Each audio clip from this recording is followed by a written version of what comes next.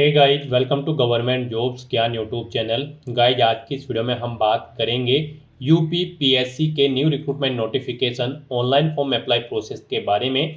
जी हाँ दोस्तों, Uttar Pradesh public service commission ने असिस्टेंट प्रोसिक्यूशन ऑफिसर एपीओ के खाली पदों को भरने के लिए नोटिफिकेशन रिलीज कर दिया है।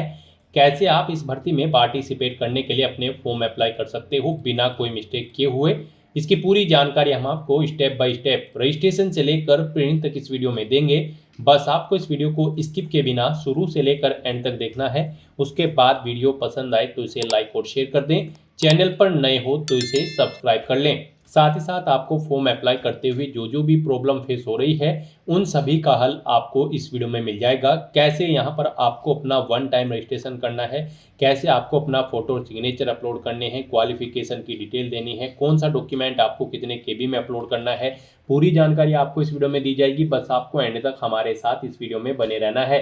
तो बिना कोई वक्त गंवाए चलिए शुरू करते हैं। आपको इस वीडियो के डिस्क्रिप्शन बॉक्स में हमारी वेबसाइट IND-sarkari-naukri.in के इस पेज का लिंक मिल जाएगा। यहाँ पर आपको इस भर्ती के रिगार्डिंग सभी डिटेल्स प्रोवाइड कर दी गई है। Uttar Pradesh public service commission UP PSC ने यहाँ पर असिस्टेंट प्रोसिक्यूशन ऑफिसर एपीओ के 182 खाली पदों को भरने के लिए नोटिफिकेशन रिलीज कर दिया है। आप 16 सितंबर 2025 से 16 अक्टूबर 2025 तक अपने फॉर्म अप्लाई कर सकते हो। आकर्षक सैलरी पैकेज यहाँ पर आपको प्रोवाइड कराया जाएगा। लॉ डिग्री धारक कैंडिडेट एलिजिबल हैं, अप्लाई कर सकते हैं। 21 से 40 साल आपकी आयु सीमा रखी गई है। जनरल ओबीसी ईडब्ल्यूएस के लिए 125 रुपये ओटीआर फीस है। SC ST के लिए 65 और PH कैंडिडेट के लिए मात्र 25 रुपये वन टाइम रजिस्ट्रेशन फीस यहाँ पर आपको देनी होगी, जो कि आप ऑनलाइन मोड से जमा करा सकते हो। सिलेक्शन आपका रिटर्न एग्जाम और इंटरव्यू के आधार पर होगा। आप ऑल इंडिया से ऑनलाइन मोड में इस भर्ती के लिए अप्लाई कर सकते हो। उसके लिए आपको इस पेज को नीचे स्क्रॉल डाउन करते हुए इंपॉर्टेंट लिंक सेक्शन में आना है। इंग्लिश नोटिफिकेशन PDF और हिंदी नोटिफिकेशन PDF लिंक पर क्लिक करके इस भर्ती के नोटिफिकेशंस को हिंदी या फिर इंग्लिश लैंग्वेज में ओपन करके इनमें से आपको पूरी डिटेल रीड कर लेनी है। यहाँ पर आपको सभी डिटेल्स प्रोवाइड कर दी गई है, जैसे कि क्या पोस्ट का नाम है, कितनी उसके लिए नंबर ऑफ वैकेंसीज है, कैसे आप अप्लाई कर सकते हो, कब से कब तक आप अप्लाई कर सकते हो, क्या आपका एलिजिबिलिटी क्राइटेरिया होना चाहिए। पूरी जानकारी आपको इस नोटिफिकेशन में दे दी गई है। आप सभी डिटेल्स यहाँ से रीड करें, उसके बाद अपने फॉर्म अप्लाई कर लें। फॉर्म अप्लाई करने के लिए भी आपको हमारी वेबसाइट के इसी पेज पर ही अप्लाई ऑनलाइन का लिंक दिया गया है। जैसे ही आप इस लिंक पर क्लिक करेंगे आपके सामने उत्तर प्रदेश पब्लिक सर्विस कमीशन का ये पोर्टल ओपन होगा। गाइड, यहाँ पर आने के बाद आपको एग्जामिनेशन के असिस्टेंट प्रोसिक्यूशन ऑफिसर एग्जामिनेशन के सेक्शन में आना है और यहाँ पर आपको अप्लाई की इस टैब पर क्लिक करना है। अप्लाई करने से पहले आप एडवर्टाइजमेंट चेकआउट कर सकते हो। एडवर्टाइजमेंट के लिंक पर क्लिक करके कुछ इंस्ट्रक्शन दिए गए हैं, उन्हें भी आप चेकआउट कर सकते हो यूजर इंस्ट्रक्शन के लिंक पर क्लिक करके। तो यहाँ पर अब आपको अप्लाई करने के लिए अप्लाई की स्टेप पर क्लिक करना है। उसके बाद आपके सामने यहाँ पर कुछ इस तरह से इंटरफेस ओपन होगा।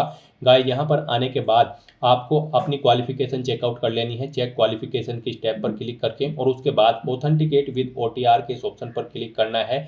फिर यहाँ पर आपको ऑथेंटिकेट विद OTR सर्वर के ऑप्शन पर क्लिक करना है। फिर आपसे पूछा गया कि क्या आपने अपना वन टाइम रजिस्ट्रेशन कंप्लीट कर लिया है।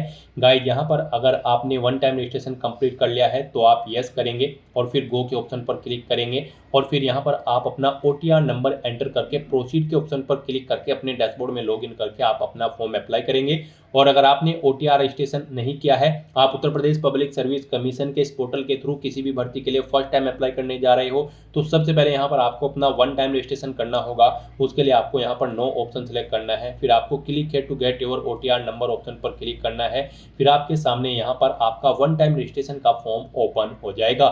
यहाँ पर आकर आपको अपनी ईमेल आईडी एंटर करनी है, अपना मोबाइल नंबर आपको एंटर करना है और उसके बाद आपको वेरीफाई ईमेल एंड मोबाइल के इस ऑप्शन पर क्लिक करना है। फिर आपके सामने यहाँ पर कुछ इस तरह से पॉपअप शो होगा। अब यहाँ पर आपको गेट OTP ऑन ईमेल और गेट OTP ऑन मोबाइल इन ऑप्शन पर क्लिक कर देना है।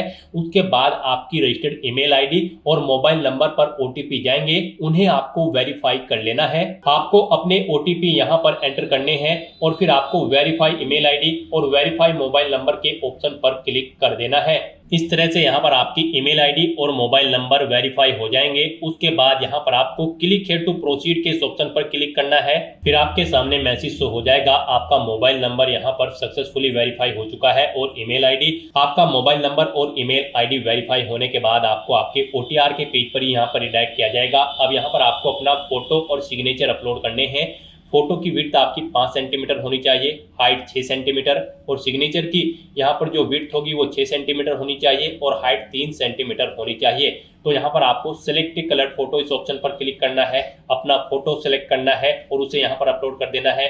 ऐसे ही यहाँ पर आपको अपने सिग्नेचर के लिए सिलेक्ट लेटेस्ट सिग्नेचर आपको इस ऑप्शन पर क्लिक करना है और अपने सिग्नेचर को यहाँ पर आपको अपलोड कर देना है। सिग्नेचर यहाँ पर आपके ब्लैक बोल्ड पेन से होने चाहिए। अपना फोटो और सिग्नेचर अपलोड करने के बाद फिर यहाँ पर आपको अपने आधार के 6 डिजिट, लास्ट के 6 डिजिट यहाँ पर एंटर करने हैं। उसके बाद आपको अपना फर्स्ट नेम यहाँ पर एंटर करना है, मिडिल नेम है तो वो एंटर कर दे, लास्ट नेम है तो वो एंटर कर दे, नहीं है तो आप इन कॉलम्स को खाली भी छोड़ सकते हैं, यहाँ पर मैंडेटरी नहीं है।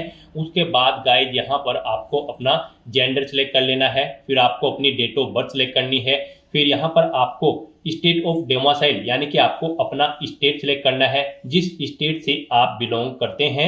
उसके बाद यहाँ पर आपको अपना होम डिस्ट्रिक्ट सेलेक्ट कर लेना है, फिर यहाँ पर आपको अपनी कैटेगरी सेलेक्ट करनी है, जिस कैटेगरी से आप बिलोंग करते हैं। उसके बाद यहाँ पर आपको अपने फादर का फर्स्ट नेम आपको एंटर करना है, उसके बाद उनका मिडिल नेम आपको एंटर करना है अगर मिडिल नेम है, फिर आपको उनका लास्ट नेम यहाँ पर एंटर करना है अगर लास्ट नेम है, नहीं है तो आप इन कॉलम्स को खाली छोड़ सकते हैं, ये मैंडेटरी नहीं है। उसके बाद यहाँ पर आपको अपनी मदर का नाम एंटर करना है, ऐसे ही उनका मिडिल नेम और लास्ट नेम एंटर करना है, नहीं है तो आप इन कॉलम्स को खाली छोड़ दें मिडिल नेम और लास्ट नेम के। उसके बाद यहाँ पर आपको अपनी हाई स्कूल क्वालिफिकेशन की डिटेल देनी है, यहाँ पर आपको बोर्ड का नाम सेलेक्ट करना है, जिस बोर्ड से आपने अपनी 10वीं क्लास पास आउट की है, फिर आपको पासिंग ईयर सेलेक्ट करना है, अपना 10वीं का आपको रोल नंबर यहाँ पर एंटर करना है, फिर आपको ये कैप्चा कोड इस बॉक्स में एंटर करना है और उसके बाद गाइड यहाँ पर आपको रजिस्टर की इस टैब पर क्लिक कर देना है। इस तरह से यहाँ पर आपकी OTR प्रोसेस की ये सभी डिटेल सक्सेसफुली सबमिट हो चुकी है। अब आपको गाइड यहाँ पर क्लिक हियर टू लॉगिन के इस ऑप्शन पर क्लिक करना है। नेक्स्ट आपके सामने यहाँ पर लॉगिन का इंटरफेस ओपन होगा। अब गाइस यहाँ पर आपको लॉगिन करना है, उसके लिए यहाँ पर आपको 2 ऑप्शन दिए गए हैं, आप बाय मोबाइल नंबर या फिर बाय ईमेल आईडी अपनी चॉइस के अकॉर्डिंग किसी भी ऑप्शन का यूज करते हुए लॉगिन कर सकते हो। अगर आप यहाँ पर by email ID option select करते हो तो फिर यहाँ पर आपको सबसे पहले अपनी ईमेल आईडी एंटर करनी है, उसके बाद यहाँ पर आपको गेट OTP के इस ऑप्शन पर क्लिक करना है, फिर यहाँ पर आपकी ईमेल आईडी पर एक OTP आएगा, वो OTP आपको यहाँ पर एंटर करना है, ये वेरिफिकेशन कोड आपको इस बॉक्स में एंटर करना है और फिर गाइस यहाँ पर आपको लॉगिन की इस टैब पर क्लिक करके लॉगिन कर लेना है। और गाइस अगर आप मोबाइल नंबर के थ्रू लॉगिन करना चाहते हैं तो फिर मोबाइल नंबर ऑप्शन पर क्लिक करें और फिर यहाँ पर आपको अपनी लॉगिन आईडी यानी कि मोबाइल नंबर एंटर करना है, उसके बाद यहाँ पर आपको गेट OTP के इस ऑप्शन पर क्लिक करना है, फिर यहाँ पर आपको एक OTP आएगा आपके मोबाइल नंबर पर, वो OTP आपको यहाँ पर एंटर करना है, ये वेरिफिकेशन कोड आपको इस बॉक्स में एंटर करना है और फिर आपको लॉगिन की टैब पर क्लिक करते हुए लॉगिन कर लेना है। नेक्स्ट आपके सामने कुछ इस तरह से इंटरफेस ओपन होगा। अब यहाँ पर आपको अपना पासवर्ड क्रिएट करना है, यहाँ पर आप अपना पासवर्ड क्रिएट करें। इसके लिए आपको गाइडलाइन दी गई है, आपका पासवर्ड 8 से 15 कैरेक्टर के बीच में होना चाहिए और यहाँ पर ये अल्फा न्यूमेरिक फॉर्मेट में होना चाहिए। मींस आपके पासवर्ड में कम से कम एक अपर केस कैरेक्टर, एक लोअर केस कैरेक्टर, एक इंटीजर नंबर, एक स्पेशल कैरेक्टर जैसे कि @ या फिर डॉलर होना चाहिए। इस फॉर्मेट में आपको अपना पासवर्ड रेडी करना है, तो इस तरह से आपको अपना पासवर्ड इस फॉर्मेट में यहाँ पर एंटर करना है। वही पासवर्ड आपको यहाँ पर रिटाइप न्यू पासवर्ड के इस कॉलम में एंटर करना है, सेम पासवर्ड, और अपने पासवर्ड को कंफर्म कर लेना है। फिर आपको ये वेरिफिकेशन कोड इस कॉलम में एंटर करना है और उसके बाद गाइस यहाँ पर आपको सबमिट के इस ऑप्शन पर क्लिक कर देना है। इस तरह से यहाँ पर आपका पासवर्ड सक्सेसफुली क्रिएट हो चुका है। अब आपको यहाँ पर click here to login first time इस लिंक पर क्लिक कर देना है। उसके बाद आपको यहाँ पर लॉगिन के इंटरफेस पर रिडायरेक्ट कर दिया जाएगा। अब यहाँ पर आपको दोबारा से मोबाइल नंबर या फिर ईमेल आईडी ऑप्शन के थ्रू यहाँ पर लॉगिन कर लेना है। यहाँ पर मोबाइल नंबर के थ्रू अगर आप लॉगिन करने जा रहे हो तो आपको अपना मोबाइल नंबर एंटर करना है, गेट ओटीपी के ऑप्शन पर क्लिक करना है। फिर आपके मोबाइल नंबर पर ओटीपी आएगा, वो ओटीपी आपको यहाँ पर एंटर करना है और ये वेरिफिकेशन कोड आपको इस बॉक्स में एंटर करते हुए लॉगिन की टैब पर क्लिक करना है और अपने डैशबोर्ड में लॉगिन कर लेना है। और गाइज अगर आप यहाँ पर ईमेल आईडी के थ्रू लॉगिन करते हो तो फिर यहाँ पर आपको अपनी ईमेल आईडी एंटर करनी है। उसके बाद यहाँ पर आपको गेट ओटीपी ऑप्शन पर क्लिक करना है। एक ओटीपी आपके रजिस्टर्ड ईमेल आईडी पर आएगा, वो ओटीपी आपको यहाँ पर एंटर करना है। ये वेरिफिकेशन कोड इस बॉक्स में एंटर करना है और फिर आपको लॉगिन की स्टेप पर क्लिक करते हुए लॉगिन कर लेना है। गाइस यहाँ पर लॉगिन करते हुए आपके सामने इस बार एक और नया ऑप्शन आया होगा, ओटीआर नंबर, लेकिन इसके थ्रू यहाँ पर अभी आप लॉगिन नहीं कर सकते हो। आपको ओटीआर नंबर अभी जनरेट नहीं हुआ है। अपना ओटीआर सक्सेसफुली कंप्लीट करने के बाद जब आपको एक ओटीआर नंबर मिल जाएगा, उसका यूज करते हुए फिर आप इस नंबर का यूज करते हुए लॉगिन कर सकते हो। तो फिलहाल तो यहाँ पर आपको मोबाइल नंबर या फिर ईमेल आईडी के थ्रू लॉगिन कर लेना है। लॉगिन करने के बाद आपके सामने कुछ इस तरह से इंटरफेस ओपन होगा। अब यहाँ पर आपको अपनी पर्सनल डिटेल देनी है। सबसे पहले यहाँ पर आपको अपनी नेशनलिटी सिलेक्ट कर लेनी है। उसके बाद आपको अपना मैरिटल स्टेटस देना है, आप सिंगल हो, मैरिड हो या फिर विडो हो या फिर डाइवोर्स हो। उसके बाद आपसे पूछा गया है कि क्या आप फ्रीडम फाइटर हैं, अगर हैं तो यस करें, नहीं है तो नो ऑप्शन सिलेक्ट करें। फिर यहाँ पर आपसे पूछा गया है कि क्या आप ex army emergency commission officer हैं या फिर शॉर्ट सर्विस कमीशन ऑफिसर है या कमीशन ऑफिसर्स हैं, आप इनमें से ऑप्शन सेलेक्ट करें। एक्स आर्मी हो या फिर ईसीओ हो या फिर एसएससी हो या फिर सीओ, अगर हैं तो इनमें से आप ऑप्शन सेलेक्ट करें और फिर आप अपनी सर्विस ड्यूरेशन यहाँ पर दें। उसके बाद रिटायरमेंट की डेट सेलेक्ट करें और अगर नहीं है तो यहाँ पर आपको नो ऑप्शन सेलेक्ट करना है।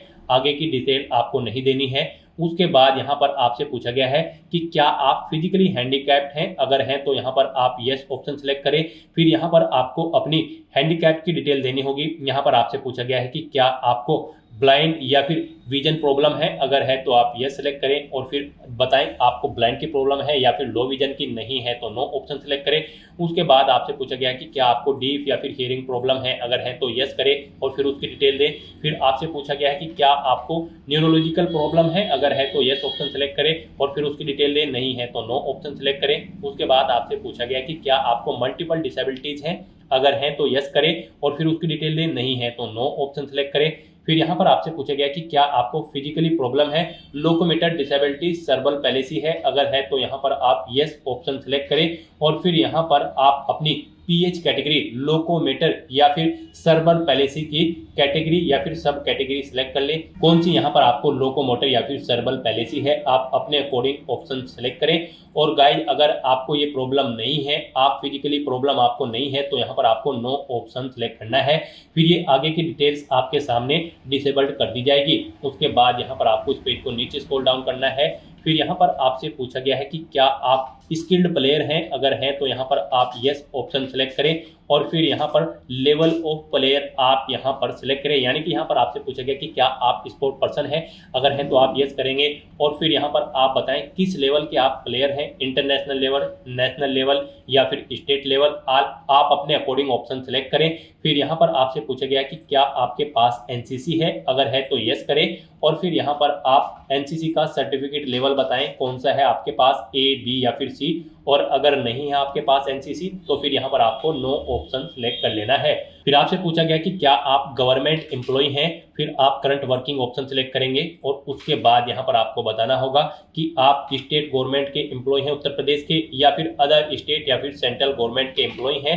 यहाँ पर आप अपने अकॉर्डिंग ऑप्शन सेलेक्ट करेंगे और अगर आप गवर्नमेंट सर्विस नहीं करते हैं, गवर्नमेंट एम्प्लॉय नहीं है, तो यहाँ पर आपको नो ऑप्शन सेलेक्ट करना होगा। ये डिटेल आपको डिसेबल कर दी जाएगी, नहीं प्रोवाइड करानी है। फिर यहाँ पर आपसे पूछा गया है कि क्या आपको कभी उत्तर प्रदेश पब्लिक सर्विस कमीशन ने किसी परीक्षा में बैठने से रोका है, अगर रोका है तो आप यस ऑप्शन सेलेक्ट करें और फिर यहाँ पर आपको बताना है कब तक आपको परीक्षा में बैठने के लिए रोका गया है। आपको ईयर सेलेक्ट करना है, मंथ और डे सेलेक्ट कर लेना है और अगर नहीं रोका है तो यहाँ पर आपको नो ऑप्शन सेलेक्ट करना है। ये डिटेल आपको डिसेबल कर दी जाएगी, ये आपको प्रोवाइड नहीं करानी है। और इस तरह से अपनी ये सभी डिटेल्स फिल करने के बाद अब गाइज आपको सेव एंड नेक्स्ट के इस ऑप्शन पर क्लिक कर देना है। नेक्स्ट यहाँ पर आपको अपनी कम्युनिकेशन डिटेल प्रोवाइड करनी है। यहाँ पर आप अगर अपना अल्टरनेट मोबाइल नंबर एंटर करना चाहते हैं तो वो एंटर कर सकते हैं, नहीं करना चाहते हैं तो इस कॉलम को खाली छोड़ दें। अल्टरनेट ईमेल आईडी एंटर करना चाहते हैं तो वो आप यहाँ पर सेकंड अपनी ईमेल आईडी एंटर कर दें, नहीं करना चाहते हैं तो आप इस सेक्शन को खाली छोड़ दें। उसके बाद यहाँ पर आपको अपनी परमानेंट एड्रेस की डिटेल प्रोवाइड करनी है। यहाँ पर आप अपना एड्रेस एंटर करें, उसके बाद आप अपना स्टेट सेलेक्ट करें, फिर यहाँ पर आप डिस्ट्रिक्ट सेलेक्ट करें, अपना तहसील सेलेक्ट करें, उसके बाद बताएं आप रूरल एरिया से बिलोंग करते हैं या फिर अर्बन, आप अपने अकॉर्डिंग ऑप्शन सेलेक्ट करें। अगर आप अर्बन क्षेत्र से बिलोंग करते हैं तो फिर यहाँ पर आपको अपनी नगर पंचायत या फिर पालिका का नाम एंटर करना है। उसके बाद आपको अपना वार्ड नेम यहाँ पर देना है, फिर मोहल्ले का नाम आपको यहाँ पर देना है। और अगर आप रूरल क्षेत्र से आते हैं तो फिर यहाँ पर आपको अपने ब्लॉक का नाम सेलेक्ट करना है। उसके बाद आपको अपने न्याय या फिर ग्राम पंचायत का नाम यहाँ पर एंटर करना है, अपने विलेज का नाम यहाँ पर आपको सिलेक्ट कर लेना है। और उसके बाद गाइस यहाँ पर आपको अपना पुलिस स्टेशन यहाँ पर सिलेक्ट कर लेना है, फिर आपको अपना हाउस नंबर एंटर करना है, स्ट्रीट नंबर यहाँ पर आपको एंटर करना है या फिर पोस्ट ऑफिस। उसके बाद यहाँ पर आपको अपना पिन कोड एंटर कर देना है, फिर यहाँ पर आपको अपना कोरोस्पोंडेंस एड्रेस एंटर करना है। और अगर आपका कोरोस्पोंडेंस एड्रेस आपके परमानेंट एड्रेस के अकॉर्डिंग सेम है तो बस आप इस चेकबॉक्स को ओके कर दें, सेम एज परमानेंट एड्रेस। यहाँ पर ऑटोमेटिकली आपका कोरोस्पोंडेंस एड्रेस आपके परमानेंट एड्रेस के अकॉर्डिंग फिल हो जाएगा। और उसके बाद गाइस यहाँ पर आपको सबमिट डिटेल्स के इस ऑप्शन पर क्लिक कर देना है। नेक्स्ट आपके सामने कुछ इस तरह से इंटरफेस ओपन होगा। अब गाइस यहाँ पर आपको फोटो एंड सिग्नेचर की स्टेप पर क्लिक कर देना है। उसके बाद यहाँ पर आपके सामने कुछ इस तरह से इंटरफेस ओपन होगा। यहाँ पर आपने जो स्टार्टिंग में अपना फोटो और सिग्नेचर अपलोड किए थे वो यहाँ पर आपको शो कर दिए गए हैं। यहाँ पर आपको आपके फोटो और सिग्नेचर के लिए गाइडलाइन दी गई है। यहाँ पर आपके सिग्नेचर कुछ इस फॉर्मेट में होने चाहिए, यानी कि आपके सिग्नेचर में आपको पहले इंग्लिश में सिग्नेचर करने हैं, उसके बाद आपको हिंदी में अपना कंप्लीट नाम यहाँ पर मेंशन करना है और फिर उन्हें यहाँ पर आपको अपलोड कर देना है। इनके लिए यहाँ पर आपको गाइडलाइन भी दी गई है। गाइड यहाँ पर आपका जो फोटो होगा वो 5 KB से 50 KB के बीच में होना चाहिए और जो सिग्नेचर होंगे आपके वो भी 5 से 30 KB के बीच में होने चाहिए, JPG या फिर JPEG फॉर्मेट में होने चाहिए। यहाँ पर अगर इस गाइडलाइन के अकॉर्डिंग आपका फोटो और सिग्नेचर नहीं है तो यहाँ पर आप इन्हें चेंज कर सकते हो। आप यहाँ पर सिलेक्ट लेटेस्ट सिग्नेचर या फिर सिलेक्ट लेटेस्ट कलर फोटो इन ऑप्शन पर क्लिक करें। आपके सामने यहाँ पर फाइल सिलेक्ट करने का ऑप्शन आ जाएगा और फिर यहाँ पर आप अपना फोटो और सिग्नेचर चेंज कर सकते हो अगर ये दी गई गाइडलाइन के अकॉर्डिंग नहीं है। और गाइस यहाँ पर अगर आपका फोटो और सिग्नेचर बिल्कुल करेक्ट फॉर्म में है तो बस यहाँ पर अब आपको लास्ट के ऑप्शन पर लॉक एंड फाइनल सबमिट, आपको इस ऑप्शन पर क्लिक कर देना है। उसके बाद आपको आपके OTR फॉर्म का पूरा प्रीव्यू यहाँ पर शो कर दिया गया है। आपको सभी डिटेल्स केयरफुली चेकआउट करनी है और यहाँ पर आप click here to print your OTR detail इस ऑप्शन पर क्लिक करके आप अपने OTR की सभी डिटेल्स का एक प्रिंट आउट ले सकते हो फ्यूचर यूज के लिए। तो यहाँ पर आपको अपनी सभी डिटेल्स केयरफुली चेकआउट कर लेनी है। पेज को नीचे स्क्रॉल डाउन करना है, डिक्लेरेशन सेक्शन में आना है, इन चेकबॉक्सेस को ओके करना है और उसके बाद गाइस यहाँ पर आपको लॉक एंड फाइनल सबमिट के इस ऑप्शन पर क्लिक कर देना है। याद रहे अगर आप इस ऑप्शन पर क्लिक कर देते हैं तो इसके बाद आप अपनी प्रोफाइल में कोई भी एडिट नहीं कर पाएंगे। तो आपको केयरफुली अपनी सभी डिटेल्स चेकआउट कर लेनी है और उसके बाद ही आपको लॉक एंड फाइनल सबमिट के ऑप्शन पर क्लिक करना है। इस तरह से अपनी सभी डिटेल्स यहाँ पर सबमिट करने के बाद आपको इस पेज को ऊपर स्क्रॉल करते हुए टॉप पर यहाँ पर आपको ये बॉक्स मिल जाएगा, गेट OTR नंबर इमीडिएटली। आपको इस ऑप्शन पर क्लिक कर देना है। गेट OTR नंबर पर क्लिक करते ही आपके सामने ये पॉपअप यहाँ पर शो होगा। अब यहाँ पर आप चेकआउट कर सकते हो आपने जो जो भी एक्शंस पीछे किए हैं, जैसे अपनी ईमेल आईडी, मोबाइल नंबर या फिर पर्सनल डिटेल या फोटो या फिर सिग्नेचर, यहाँ पर इनके सामने आपको ग्रीन कलर में यस के ऑप्शन मिल जाएंगे, यानी कि आपने सभी स्टेप्स यहाँ पर केयरफुली कंप्लीट कर लिए हैं। और यहाँ पर बस अब आपको गाइड click to generate OTR number इस ऑप्शन पर क्लिक कर देना है। उसके बाद आपको यहाँ पर आपका OTR नंबर प्रोवाइड करा दिया गया है। ये OTR नंबर आपके रजिस्टर्ड मोबाइल नंबर और ईमेल आईडी पर भी सबमिट कर दिया गया है। आपको इसे केयरफुली नोट डाउन करके रख लेना है फ्यूचर यूज के लिए। इसी के थ्रू ही आप आगे उत्तर प्रदेश पब्लिक सर्विस कमीशन की जितनी भी भर्तियां होंगी उनके लिए अप्लाई कर पाओगे। बिना इसके आप UPPSC यानी कि उत्तर प्रदेश पब्लिक सर्विस कमीशन की किसी भी भर्ती के लिए अप्लाई करने के लिए एलिजिबल नहीं होंगे। तो यहाँ पर अब आपको क्लोज के इस बटन पर क्लिक कर देना है। गाइस यहाँ पर आपका उत्तर Pradesh public service commission UPPSC का 1 टाइम रजिस्ट्रेशन सक्सेसफुली कंप्लीट हो चुका है। फिर आप आपको lock and final submit option पर क्लिक कर देना है। उसके बाद आपको आपके डैशबोर्ड में डायरेक्ट कर दिया जाएगा। अब यहाँ पर आने के बाद गाइज आपको या फिर वहां से भी आप चेक ओटीआर स्टेटस के ऑप्शन पर क्लिक कर सकते हैं। तो यहाँ पर अब आपको चेक ओटीआर स्टेटस के इस ऑप्शन पर क्लिक करना है और यहाँ पर आप चेकआउट कर सकते हो। आपको एक ओटीआर नंबर सक्सेसफुली यहाँ पर जनरेट कर दिया गया है। आपको इसे केयरफुली नोट डाउन करके रख लेना है फ्यूचर यूज के लिए। ओटीआर स्टेटस में भी आप चेकआउट कर सकते हैं। यहाँ पर आपको जनरेटेड ऑप्शन शो कर दिया गया है। तो यहाँ पर आपका उत्तर प्रदेश पब्लिक सर्विस कमीशन की ऑफिशियल वेबसाइट पर one time registration successfully complete हो चुका है। स्टेप बाय स्टेप आप ऐसे अपना उत्तर प्रदेश पब्लिक सर्विस कमीशन की ऑफिशियल वेबसाइट पर वन टाइम रजिस्ट्रेशन कंप्लीट कर सकते हो। अपना वन टाइम रजिस्ट्रेशन कंप्लीट करने के बाद आपको दोबारा से हमारी वेबसाइट के इसी पेज पर ही आना है। यहाँ पर आपको दोबारा से अप्लाई ऑनलाइन के इस लिंक पर क्लिक करना है। फिर आपके सामने यही इंटरफेस ओपन होगा। अब यहाँ पर आपको असिस्टेंट प्रोसिक्यूशन ऑफिसर एग्जामिनेशन के सामने अप्लाई की स्टेप पर क्लिक करना है।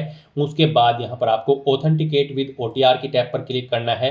फिर आपको ऑथेंटिकेट विद ओटीआर सर्वर की टैब पर क्लिक करना है। अब यहाँ पर आपसे दोबारा पूछा गया है कि क्या आपने अपना ओटीआर रजिस्ट्रेशन कंप्लीट कर लिया है। तो यहाँ पर आपको यस ऑप्शन सेलेक्ट करना है, गो के ऑप्शन पर क्लिक करना है। अपना ओटीआर नंबर यहाँ पर आपको एंटर करना है। जो ओटीआर नंबर आपको प्राप्त हुआ है अपना वन टाइम रजिस्ट्रेशन कंप्लीट करने के बाद, वो ओटीआर नंबर आप यहाँ पर एंटर करें और उसके बाद फिर गाइज आप यहाँ पर प्रोसीड की स्टेप पर क्लिक कर दें। फिर यहाँ पर आपकी पर्सनल इंफॉर्मेशन आपके ओटीआर से फेच कर ली गई है।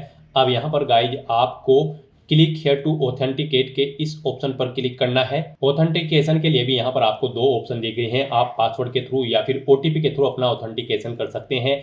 अब यहाँ पर अगर आप पासवर्ड ऑप्शन सेलेक्ट करते हैं तो आपको अपना पासवर्ड यहाँ पर एंटर करना है और उसके बाद गाइज फिर आपको प्रोसीड के इस ऑप्शन पर क्लिक कर देना है। नेक्स्ट आपके सामने कुछ इस तरह से इंटरफेस ओपन होगा। यहाँ पर आपकी बेसिक डिटेल आपके ओटीआर से फेच कर ली गई है और पोस्ट की डिटेल, जिस पोस्ट के लिए आप अप्लाई कर रहे हैं एपीओ की, उसकी डिटेल भी यहाँ पर आपको प्रोवाइड करा दी गई है कि इस पोस्ट पर आपको कितनी सैलरी प्रोवाइड कराई जाएगी, क्या आपकी यहाँ पर एलिजिबिलिटी होनी चाहिए, लोअर एज कितनी होनी चाहिए, अपर एज आपकी कितनी होनी चाहिए, नंबर ऑफ वैकेंसीज कितनी है, पूरी जानकारी आपको पोस्ट के रिगार्डिंग दे दी गई है। तो यहाँ पर आपको सभी डिटेल्स केयरफुली चेकआउट कर लेनी है और उसके बाद गाइड फिर यहाँ पर आपको प्रोसीड के इस ऑप्शन पर क्लिक कर देना है। नेक्स्ट आपके सामने कुछ इस तरह से इंटरफेस ओपन होगा। यहाँ पर आपकी सभी डिटेल्स आपके ओटीआर से फेच कर ली गई है। आपको सभी डिटेल केयरफुली चेकआउट करनी है। पेज को नीचे स्क्रॉल डाउन करना है और यहाँ पर आपको इसेंशियल क्वालिफिकेशन डिटेल के सेक्शन में आ जाना है। यहाँ पर आपसे पूछा गया है इस पोस्ट पर अप्लाई करने के लिए आपके पास लॉ डिग्री होनी चाहिए किसी वेल रिकॉग्नाइज्ड यूनिवर्सिटी से। तो यहाँ पर आपको यस ऑप्शन सेलेक्ट करना है। उसके बाद आपको ये कैप्चा कोड इस बॉक्स में एंटर करना है और फिर गाइज आपको proceed for entering other detail के इस ऑप्शन पर क्लिक कर देना है। फिर यहाँ पर आपको आपके डैशबोर्ड में डायरेक्ट कर दिया गया है। अब गाइज यहाँ पर आपको करंट में यूपी पीएससी की जितनी भी भर्तियां चल रही है वो यहाँ पर आपको शो कर दी गई है। अब यहाँ पर आपको असिस्टेंट प्रोसिक्यूशन एग्जामिनेशन की इस भर्ती के सामने यहाँ पर आपको submit details fill part second ये ब्लिंकिंग टैब शो हो रही होगी। आपको इस पर क्लिक करना है। नेक्स्ट आपके सामने कुछ इस तरह से इंटरफेस ओपन होगा।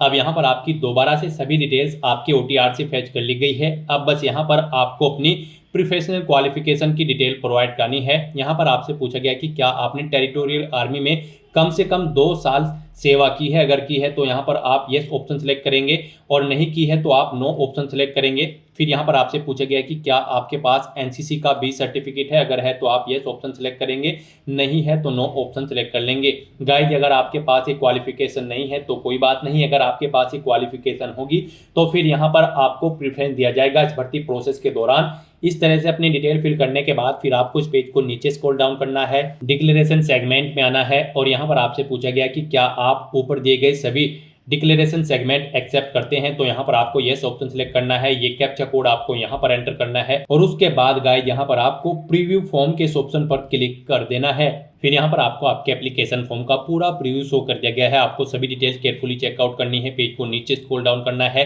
कहीं पर कोई मिस्टेक है तो आप एडिट बटन पर क्लिक करके एडिट कर सकते हो, नहीं तो यहाँ पर बस अब आपको सबमिट एप्लीकेशन फॉर्म के इस ऑप्शन पर क्लिक कर देना है। इस तरह से यहाँ पर आपका एप्लीकेशन फॉर्म सक्सेसफुली सबमिट हो चुका है, लेकिन कंफर्म इसे आपके फीस पेमेंट के बाद ही किया जाएगा।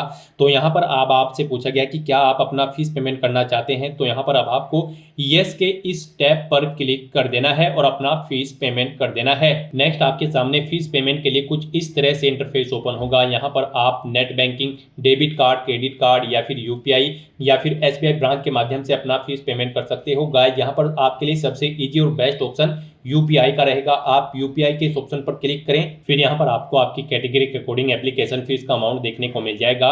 यूपीआई में भी आपके पास दो ऑप्शन है जिनके थ्रू आप फीस पेमेंट कर सकते हो। आप अपनी यूपीआई आईडी एंटर करके अपना फीस पेमेंट कर सकते हो, या फिर क्यूआर कोड के थ्रू आप अपना फीस पेमेंट कर सकते हो। यूपीआई आईडी ऑप्शन अगर आप सिलेक्ट करते हैं तो यहाँ पर आप अपनी यूपीआई आईडी एंटर करें, वीपीआई नरेशन यहाँ पर एंटर करें और उसके बाद कन्फर्म के इस ऑप्शन पर क्लिक करते हुए आप अपना फीस पेमेंट कर दें।